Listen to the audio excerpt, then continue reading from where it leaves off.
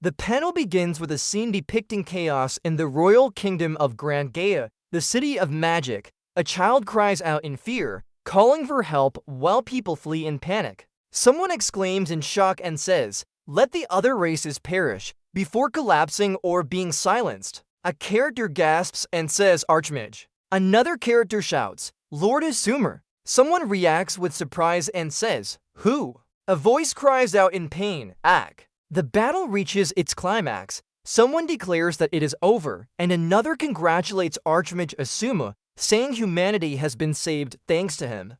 Curio, Asuma's subordinate mage, confirms that this marks the end of the Great Otherworld War. Everyone thanks Asura for his efforts, and he humbly replies that they should be thanking each other instead. A ceremony is held in the capital of Grand Gaia to commemorate the end of the war. However, suddenly, the king of Grand Gaia banishes Asura, shocking everyone. Asura protests, asking why he is being banished despite saving the world. The king acknowledges that Asura indeed saved humanity by defeating the monsters and annihilating the Omega, using a large-scale magic only he could cast. However, the king adds that Asura's power is now seen as dangerous. The king says that since the war is over, Asura is no longer needed and must disappear for the sake of Grand Gaia's future. Asura is shocked at this betrayal. It is revealed that the celebratory wine Asura drank earlier contained a forbidden substance that completely sealed away all of his magic. Characters like Shin of the Earth, Mine of the Water, Isaiah of the Wind, and Curio of the Flame are shown. They mention the suzerain's foresight and express regret over what is happening. One of them notes that Asura wouldn't have had time to plot anything because he was focused on dealing with Omega. One character speculates whether the king's foresight was just an excuse, but another insists that the king's orders are absolute and cannot be defied. Asura expresses anger and disbelief, realizing everything has been taken from him. He asks at least that his soul be carried to the next life. The Archmage is erased, and the world enters an era of peace. This event happened 3,000 years ago. Time has passed, and now something stirs again. A figure awakens and asks where they are. Asura wakes up in a hospital. Medical staff are shocked because he was previously in a vegetative state with no hope of recovery. Someone calls him Mr. Shiobana Asura, and he notes that his name is the same as before. Asura concludes that the reincarnation spell must have succeeded. He confirms that he can understand the local language. Asura decides that he should first understand what kind of civilization this world has. He asks someone named Ina for directions to the nearest large library. Ina explains how to get there, turn left from the hospital, and walk 5 minutes to reach the station. Another person reacts with confusion over why Asura is being helped. Asura thanks Ina for the help. Asura asks if certain belongings belong to him. The person confirms they are his, but seems confused by his behavior. A woman rushes over to check if Asura is okay and apologizes for interrupting. Asura examines a strange metal plate and asks what it is. He is told it is called a phone. Asura recognizes the phone as a magical device capable of accessing vast information and communication across great distances. He decides there is no need to go to the library after analyzing the phone and gaining basic knowledge about the world. Asura realizes that 3,000 years have passed since his time and that magic has declined. He learns that a new system called science has been discovered, which appears useful but not particularly special compared to magic. Asura expresses disappointment at the current state of human society, questioning whether this is the world he sacrificed everything to protect. He discovers that the body he now inhabits belongs to someone named Shionbana Asura. Asura wonders if the previous owner of the body lost his family. He reads messages indicating that the boy had financial problems, was bullied, and attempted suicide. Asura realizes that these were the circumstances leading to the boy's hospitalization. He sees online comments mocking and insulting the former owner of the body. The next morning, someone encounters Asura at the Shibuya Mage Training Academy. They express surprise that Asuma is alive and ask if he is supposed to be there. Others mention rumors about Asuma attempting suicide due to bullying. A student named Tenji Kiryu arrives and sarcastically refers to Asuma as Kiryu of the Flame. Tenji mocks Asuma for returning to the academy after nearly dying from his magic. He claims that Asuma has lost his memories. Tenji threatens Asuma, asking if he wants to suffer more and calling him a failure. One of Tenji's friends suggests that others should make Asuma beg for mercy or take his credits. Asuma speculates that these people might be descendants of those who betrayed him, possibly including Kiryu. Tenji and his group demand money from Asuma and mock him further. Asuma prepares to test how much mana the body contains. In the yard, Professor George East will test Asuma's magic ability. This test will determine what kind of magic Asuma can use. A woman named Riri tells Asuma that in modern magic can be distinguished by color. Fire magic is red, water magic is blue, and black is dark magic. The capacity of the magic circuits is limited, so usually only one attribute is chosen. Professor George East asked what Asuma's attributes were, but Asuma said that he didn't have any. Professor George East was shocked. Asuma said that he has no attributes, so he doesn't plan on specializing in any of them. This statement enraged Professor George East. Professor George East said that people like Asuma don't deserve to study here and called him trash. Asuma believes that the colorless one is the strongest. He asks for a chance to have a mock battle with Professor George East. All the students were shocked to hear that. With anger, Professor George East changed the test this time. From now on there will be a mock exam without limits. His opponent is himself, and Asuma, who is said to be colorless, is strong. Riri said that this would be very dangerous because Professor George East is the best instructor. Professor George East said that fake battles often end in some unfortunate accidents. Make sure not to cry later. Asuma responded casually. Professor George East boasts that he is the only one in the academy who can wield modern Blendbond Thunder Lance. Professor George East starts attacking Asuma, but Asuma is able to face him calmly. Professor George East was surprised that Asuma had various attributes. He didn't believe it. Professor George East started attacking Asuma again, but all of his attacks were met by Asuma without any difficulty. This surprised Professor George East and all of the students. Professor George East became angry and warned Asuma not to provoke him any further. Asuma grabs Professor George East and asks him to say something, otherwise he will turn Professor George East into ashes. Professor George East finally told the truth that he saw Shiobana being bullied, but he pretended not to see it. Even after he consulted him, he hid Shiobana. Seeing the increasingly tense situation, one of the students asked to report it to the principal. Professor George East prostrated himself weakly. Asuma laughed arrogantly, saying how it felt to lose to a colorless person like him. In class, a student exclaimed that someone like Asuma shouldn't be allowed to do such things. He seemed like a completely different person. After class ended, Asuma approached Riri and thanked her for helping him earlier. Riri said it was nothing. Then Asuma asked if Riri would go with him. The girl reacted with confusion and shyness. Eventually, she went with Asuma. Riri explained each building in the academy, such as the club building and the staff building. Asuma thanked Riri and hoped he wouldn't cause too much trouble. Riri misunderstood for a moment. She thought Asuma was asking her out on a date, but it turned out he just wanted to learn more about the academy. Deep down, Riri had hoped it was something more. They entered the magic analysis room and noted that students could use it if they registered.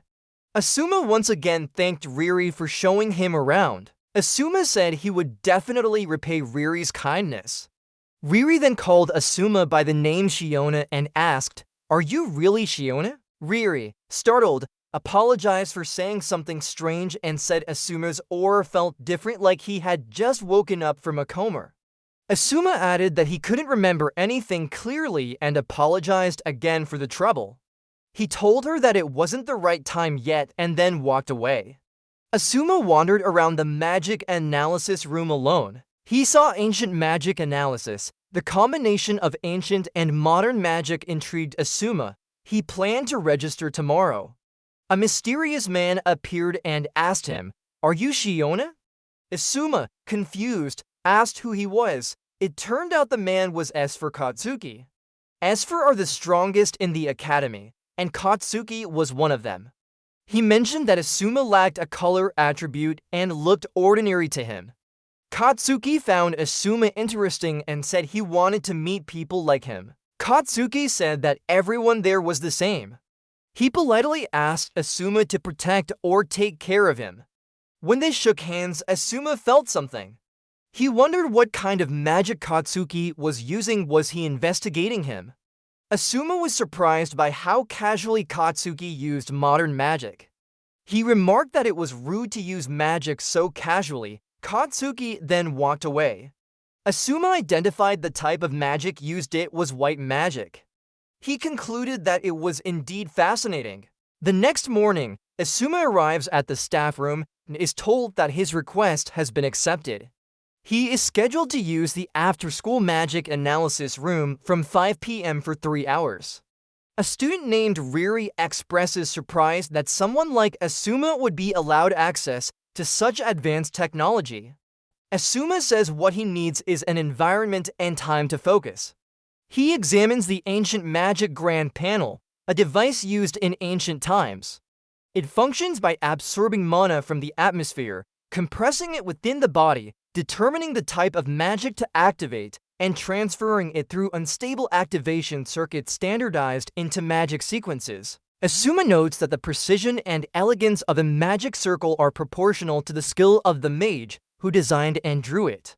Without innate talent, one cannot activate magic. However, he observes that things are different in the present era.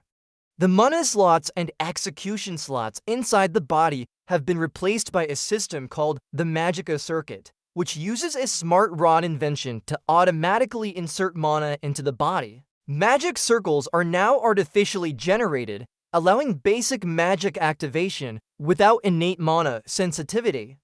However, the standardization of procedures has reduced the power of magic compared to ancient times. Of course, magic becomes unusable if the smart rod is taken away. Asuma muses that he sees how things work now and decides that developing hybrid magic combining ancient and modern technologies is necessary. To achieve this, he must first master modern magic at the highest level and consider all attributes. He adds that the calculations for the foundational theory of his hybrid magic hypothesis will be handled by a quantum computer. Asuma concludes that this should produce results and decides to get a drink. Suddenly, he exclaims that the world seems to have flipped upside down. Something powerful is attacking, more dangerous than any magic he has seen before. He asks where the attack is coming from and tries to slip past detection. Someone sends him a message from Kerr past lives. He realizes this might be connected. Asuma speculates that his body was not teleported into the sky, but instead caught in a recognition-altering spell that creates an illusion. He compares it to Isaiah's method of crafting similar illusions. However, if he keeps falling through the sky, then he wonders what happens next. Asuma mutters that this is a magic lightning strike targeted at a specific area. He reacts sharply, "I can't breathe. This is a space without air." Someone calls out, "Isaiah, I've received your message." The figure continues, "Now it's my turn." Asuma realizes that the attack is not a natural phenomenon, but an artificial anomaly, a distorted space made of air. He notes that this type of magic seems familiar, resembling something Isaiah once used. Asuma comments that it's impressive how someone could create such a beautiful illusion again. He identified that this magic had a flaw and concluded that the source must not be far from here. He assumed that there must be a peephole used to observe it. Asuma decides to locate the weak point of the illusion and break through it. He says he won't reverse the concentrated mana he has stored. He will release it all at once by continuously expanding it.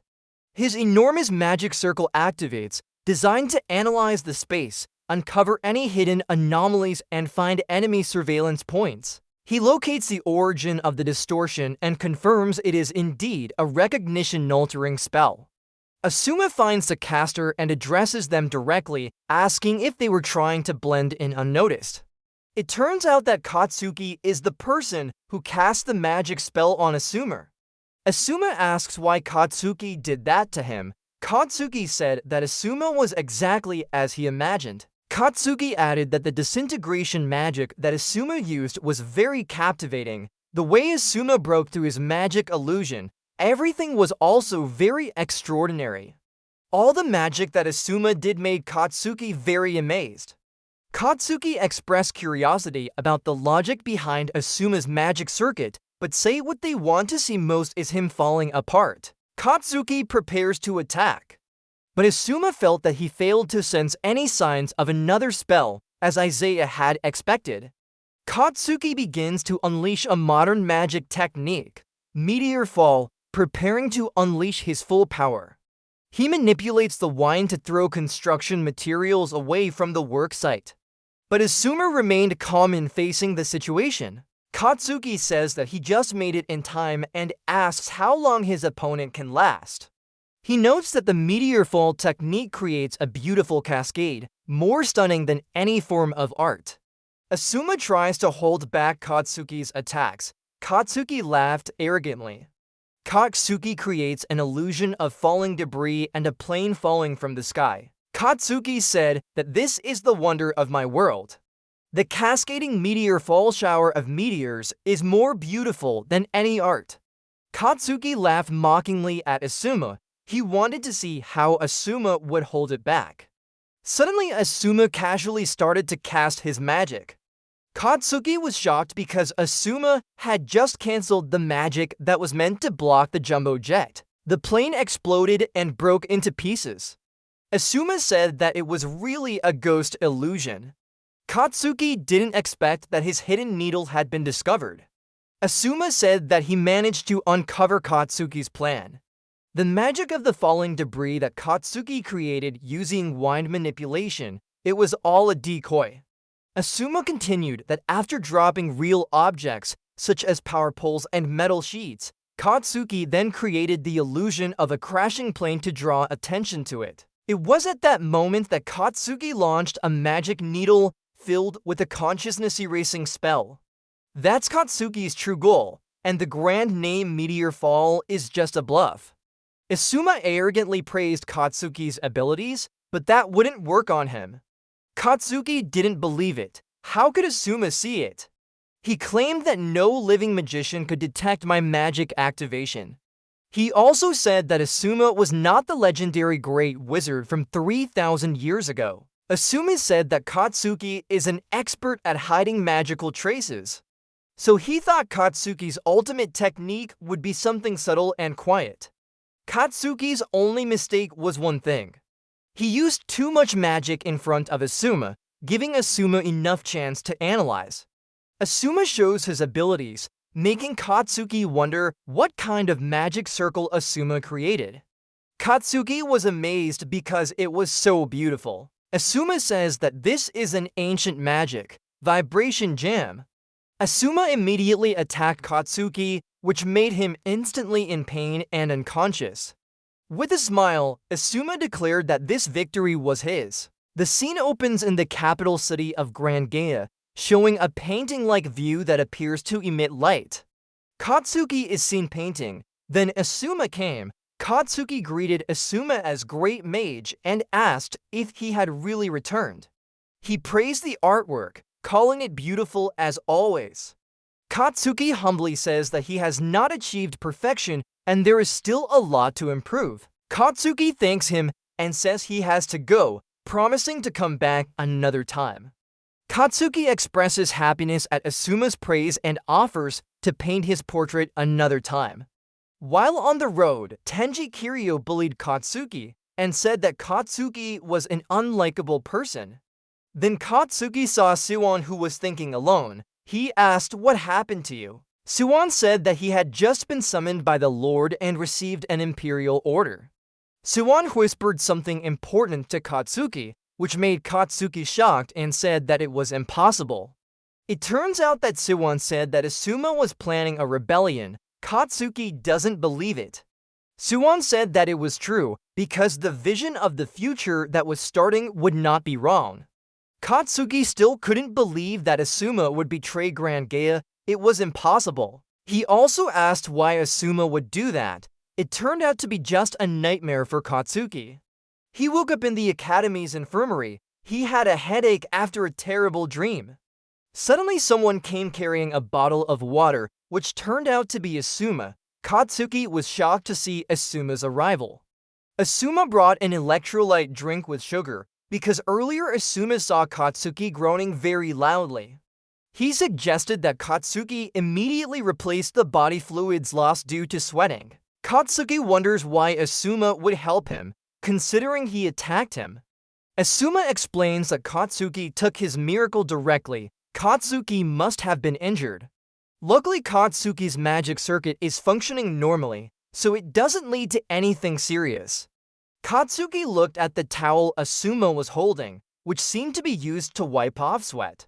Katsuki realized that Asuma had been taking care of him all this time. With a sincere smile, Asuma said that he didn't want to lose such a skilled wizard. Katsuki accepted the drink from Asuma and thanked him. Asuma asks Katsuki not to think that all S4 people are the same as Tenji Kiryu. His magical abilities are indeed extraordinary, but he does not agree with his way of thinking.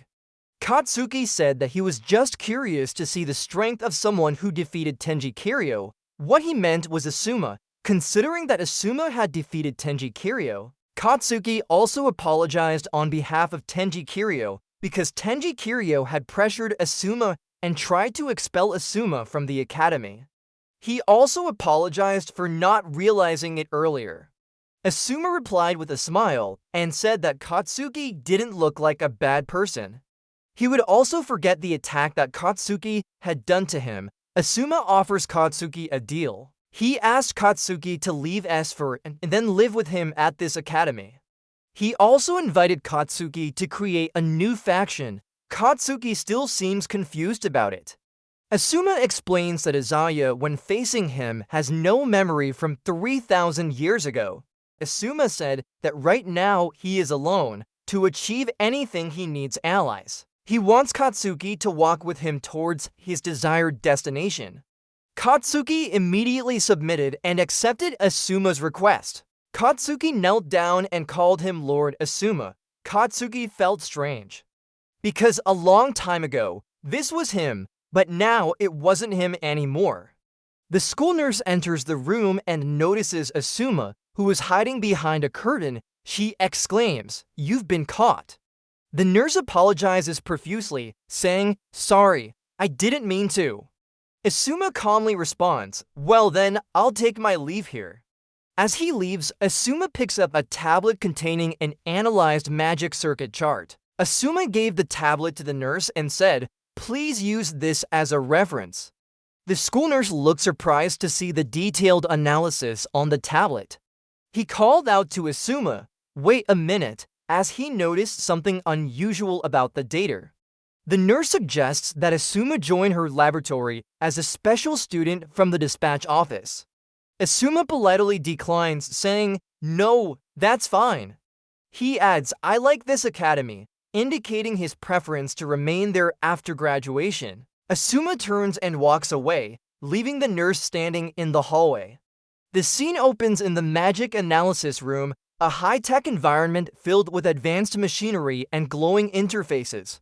Asuma is seated at a terminal, surrounded by intricate blue light patterns that suggest complex calculations are underway. There was a little interruption, but the analysis of the new magic using the computer has just finished. Asuma looks at the screen, which displays the results of his calculations. The text on the screen reads, "Operation result. Your theory is established as a new magic system. It's recommended that you present it at a conference." Asuma reflects on the results, saying, "Alright, it looks like my idea was correct." He continues, now the foundational theory for modern hybrid magic is complete. Asuma thought about the next steps, namely, adaptation to the magic circuit. Proper verification is also needed. As he works, Asuma acknowledges that he has been helped by a new route continuously. He declares confidently, I'll show them by inventing the basic magic. Asuma reflects on his plans for tomorrow, indicating that he has important tasks ahead. The scene shifts to a classroom setting where a teacher is giving a lecture. The students are seated in rows, attentively listening. A teacher stands in front of the class, holding a book and facing his students. He asks a difficult question and writes it on the board. He asks all the students if anyone can solve the modern magic. The teacher singles out Asuma, pointing to him, addressing him as you, the incompetent student over there. The teacher continues, pressing Asuma further, you won't say you can't solve this, right? Asuma then raises his hand, signaling that he is ready to attempt solving the problem. Asuma stands in front of a chalkboard, explaining the ability formula that can solve the application of the magic circuit. Asuma writes on the board with his finger, demonstrating the formula step by step. The teacher and another student observe Asuma's explanation with surprise. The teacher exclaims, "What?" Asuma continues to explain that this theory is based on the calculation fundamentals created by Professor Alton Rose 800 years ago, which were based on the magic circuit. He adds that with this theory, it made extremely complex calculations possible, enabling humanity to rule with the scientific approach of ancient times active. Asuma explains that the professor's machine, known as the Ray machine, is called a smart rod. He continues, moreover, an environment where advanced magic is possible has been established. The teacher reacts with surprise and confusion, exclaiming, "You also have it." Asuma points to his own device, revealing that he possesses a similar smart rod. The teacher looks surprised and impressed, acknowledging Asuma's possession of the smart rod. The teacher immediately told Asuma to return to his seat. He thought, is Asuma using advanced AI or something? Because this could be a problem at the Tokyo Magic University level. The time shows the break time for lunch. Seeing Asuma's genius, all students want to hang out with him. They all ask for help from Riri because she is considered the closest person to Asuma. Asuma enters the room, and someone notices his arrival, exclaiming, "He's here." Riri approached Asuma with a warm smile. She asked if Asuma had any free time after school and said, "How about we all go together to the Ibisu Magic Cafe?" A girl said if Asuma is busy, it's okay, don't force it. Asuma looked thoughtful, and all the students waited for Asuma's answer. Asuma graciously agreed to the invitation. The group of students showed joy and gratitude towards Asuma. Without Asuma realizing, behind the window there was a girl watching him. A close-up shot shows a hand clenched into a fist, surrounded by glowing energy. The scene is intense, suggesting an impending action or confrontation. A girl with blue hair and shining eyes declared confidently that she would make everything chaotic. The setting shifts to the exterior of the Ibisu Magic Cafe minutes. A group of students is seen approaching the cafe, indicating they are heading there for a gathering or outing. They looked excited and asked Asuma some questions, like what is your favorite food and who is your closest student? Riri shouted to warn her friends to maintain order and said, "Please in order." Asuma answered the previous question about favorite food. He said he thinks cheeseburger is very delicious. One student notices that their question has not been answered, expressing mild disappointment. Asuma began to answer questions about his closest student. He said that his closest student was Riri. Riri was very shocked to hear Asuma's statement. His friends started to cheer him on.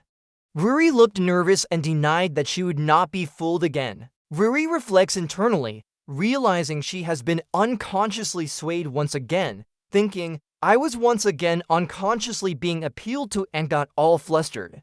Asuma apologizes to Riri, saying, "I'm sorry for causing you to get burned because of me." Another student apologized because it was his fault. The scene shifts to show Asuma standing confidently in front of the group. The students behind him are excitedly discussing a plan. We will create a gap in the path Shiobana desires by differentiating in pharmacology. One student adds, "That's right, and on top of that, Asuma is a NEET." They define NEET as an acronym for not in education, employment, or training. Another character adds, "In Asuma case, NEET, skilled and certainly wonderful." They went home together. The students were very happy because they could be friends with Asuma. There were other students following them, and confirmed to others that Asuma and his friends had just left the cafe. Riri is grateful that Asuma is willing to spend today with them. But Asuma realizes something is strange. Suddenly, a group of students came in quite large numbers. They blocked Asuma. Asuma asked what they wanted. Then a car came, and the students lined up neatly to welcome the arrival of a man. Asuma's friends were surprised because it turned out that the person who came was someone from S4. The man approached Asuma and asked if he was really Asuma Shiobana. The man introduced himself as Fukada Sakane, who is the president of the club federation at the academy. He is usually called Siwan. Siwan's purpose there is to challenge Asuma to a duel. Asuma's friends are surprised to hear that. Asuma still seems confused about what duel he meant. Riri explains that Siwan invited him to a magical duel. Siwan asks if Asuma accepts it. Siwan says that he can't let someone act as they please and become the one who makes this academy happy. Siwan was ready with a sword in his hand. Asuma felt that this was not a magical challenge, because this killing intent is different. He also said that this would also have an impact on his classmates. Siwan is a person who not only masters magic techniques, but also self-strength. Without thinking long, Asuma accepted Siwan's challenge. Siwan seemed happy to hear the answer. Siwan stated that the duel will begin tomorrow in BAM, at the Academy's central arena. Asuma was very ready for the challenge of the duel. Don't forget to subscribe and like for the next episode update. Thank you.